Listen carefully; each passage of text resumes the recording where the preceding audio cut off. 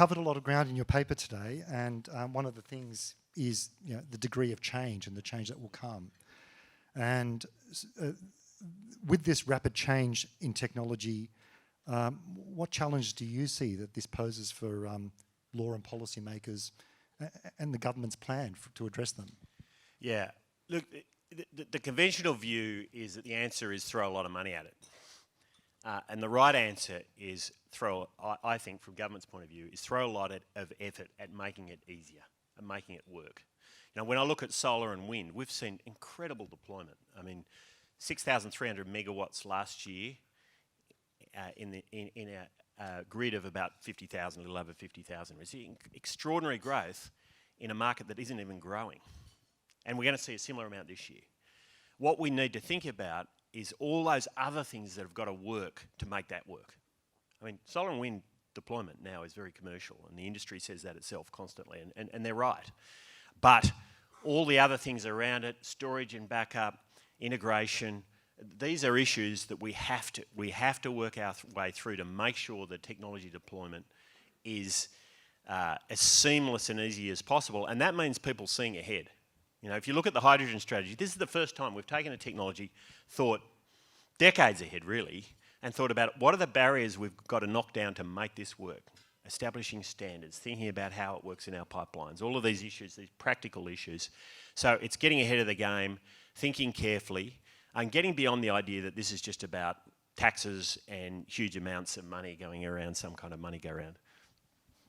No, thank you. And I will ask if anyone has questions in the audience for the Minister.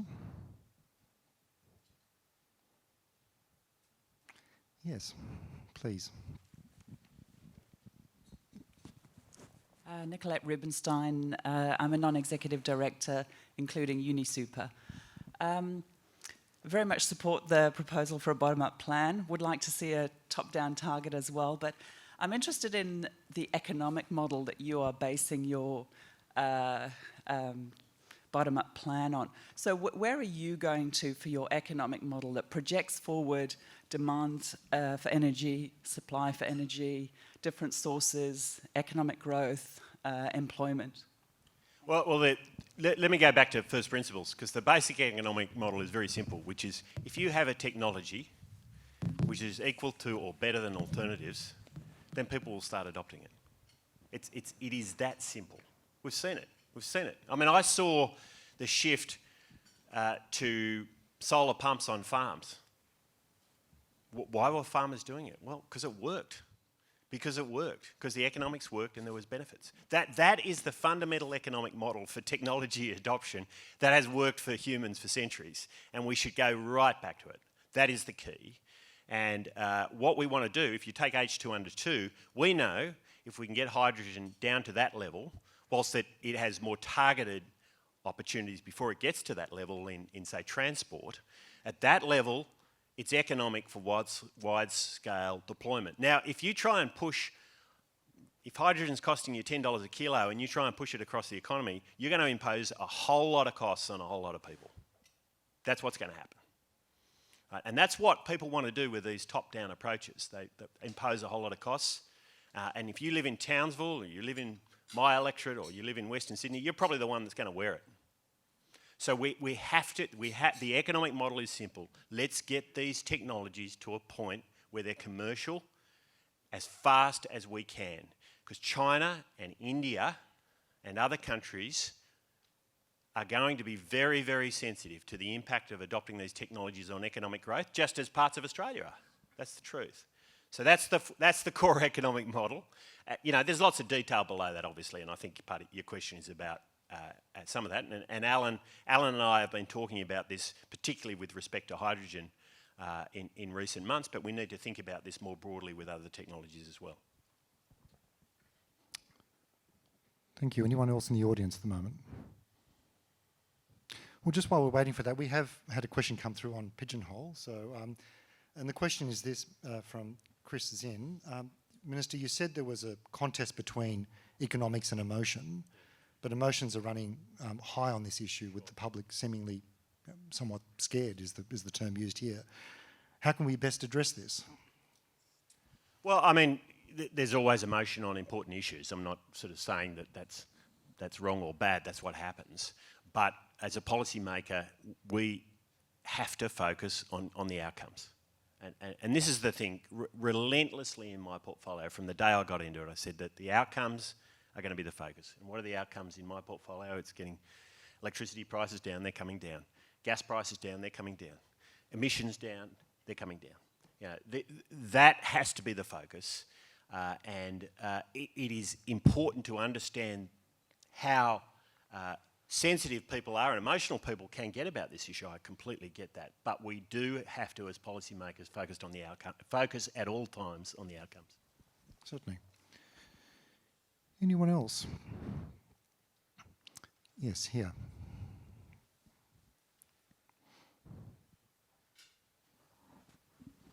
Hi, Jerry Flores from Infusion Energy. On hydrogen, I detected a sense of irony, I guess, in that we've set the target H2 under 2 before having a plan how to get there. So the question is around, well, hydrogen is not a primary energy source, so you always have to have some energy to create it into hydrogen. And so my question is, how are we planning to get the cost of that energy low enough, and which technologies, so that we can use that to create hydrogen at under $2? Yeah, it's a good question. Actually, we do have a plan. We have National Hydrogen Strategy. We launched late last year jointly between federal government and all state and territory governments, completely bipartisan, across the board announcement of National Hydrogen Strategy, which was led by Alan. So I do pick you up on that point. Now, there's two parts to the cost of hydrogen, as you know. One is the energy input, potentially three. The second is the electrolysing cost. This is for green hydrogen at least. And the third is the transport costs. You know, the good news is we know a lot about transport, actually. As a country, we were shapers in the LNG industry, creating the LNG export industry. We're incredibly well positioned on this. You go to the other extreme, we are deploying solar faster than almost any other country in the world. We know a lot about this. And the cost curve, you know, has been coming down rapidly and will continue to come down. I'm optimistic about that. And then the middle piece, the electrolyser cost, a lot of work to do on that. And we know, countries across the world, Siemens and many others, are playing an enormously important role. I think there'll be technology innovations, I hope will be led from Australia to help to do that. So they're the three cost elements. All three need to be a focus. The hydrogen supply chain project in the Latrobe Valley is a really good example of this. This is just an incredibly good example of how this needs to work. We've put $50 million in from the federal government, total investment of $500 million. Our customers, our big customers up in Asia and Japan, are in that project and investing large amounts of money in that project to get it to work. This is how you do collaborative, partnership-based R&D to get an outcome, to get the costs down. We know we've got to get those costs down to make this work, and that's exactly what we're doing. Thank you. Any other questions from the floor? Just while we're waiting for the next one, Minister, you mentioned in your paper the critical role of industry and other stakeholders. Investor confidence in energy has been strong.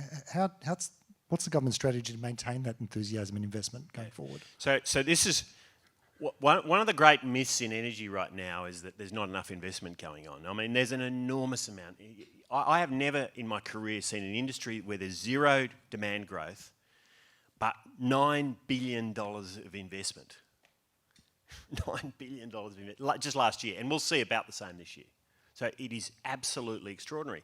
Now, the truth is, there are challenges in that. We all acknowledge there's challenges with connectivity, there's challenges with backing up intermittent sources of energy, there's challenges in integrating household solar into the grid. These are all really tough problems. But the investment is happening. The investment is happening. Now, does that investment need to evolve over time? Absolutely right. It will need to evolve. If we look at, say, the investments in renewables, we need to see matching investments in dispatchable generation, which will largely in the shorter term be pump hydro and gas, with a little bit of batteries for frequency control. But there's going to have to be sort of a more balanced investment portfolio over time. But we are seeing enormous investment, and I'm confident that will continue. But with that, there's going to need to be an enormous amount of work across stakeholders and across the industry to make sure it's being directed in the right way. Thank you. Anyone else? Yes, there's a question here.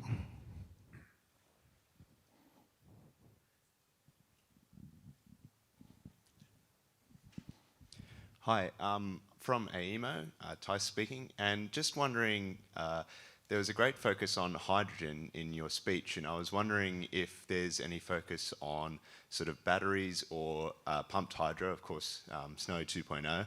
But given the market seems to be moving a certain direction on these things, on batteries and pumped hydro, I was wondering if there's any thought going into those. Yeah. So if you look at this from a couple of points of view. One is deployment. I mean, pump hydro is happening now in Australia pretty fast. We're investing, of course, almost $1.4 billion of equity in Snowy 2. We're also investing in Marinus and kicking that along. It's not a new technology. There are new innovations in the way the technology is being deployed, but it's not a new technology. We know how to do it, we're strongly encouraging that investment. When you look at batteries, I mean, the truth is that a lot of the battery technology development is being done offshore. There's innovations happening in Australia, and there will be in that space. And again, there's some deployment going on. It's early days because as a source of storage, it's still pretty expensive for a lot of applications. But I think the battery work will go on. I mean, the reason why there has been such a strong focus on hydrogen is we need stored energy. We need the old form of storage was a pile of coal out the back. Right? We don't have that anymore. When you're trying to get emissions down to low levels or zero, you don't have the pile of coal out the back. So you've got to store energy. Solar and wind doesn't store energy, and so we've got to find those storage media. Absolutely right. I think this is your point. Pump hydro and batteries are a source of storage.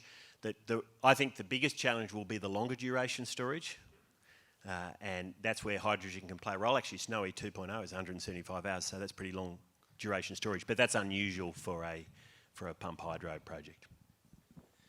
Minister, we have time only for one last question, so we have a question at the back there. I did say if you were running out, I'd ask a question, so here I am. Cheryl Cartwright, Non-Executive Director, Consultant with Barton Deakin. With regard to the AEMO and the electricity sector, are there any plans to restructure so that there'll be localised demand and supply systems locally rather than having one big sector that with demand and supply? Yeah, it's a good question. I mean, in many ways, that's already happening. The truth is that every time someone puts solar on their roof, they're localising supply and demand, aren't they?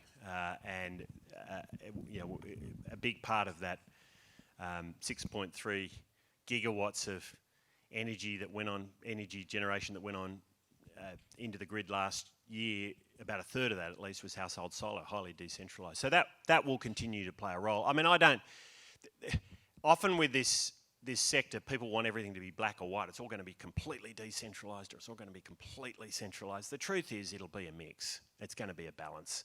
What's the right balance? Time will tell. I know there's lots of people who want to be central planners to tell us what it should be, but that will come bottom up. But there will be a balance, and I think that decentralised generation isn't going away. I mean, Australia is an absolute world leader in household solar. We're up to almost 1 in 4 houses now with household solar on their roofs. There will be more batteries over time. The cost's still got to come down before I think that's going to be really wide-scale deployment, but that decentralisation will happen. And then the challenge, and this is to go back to my earlier point about integration and anticipating what comes next. The challenge is how do we integrate that into our system and manage voltage and all the things that start to go wrong when you have a highly decentralised system without proper forethought. And I know AEMO and others are doing an enormous amount of thinking on this right now, but we've got to get that right. As we move to EVs, that's going to only increase the pace at which those changes are going to need to happen.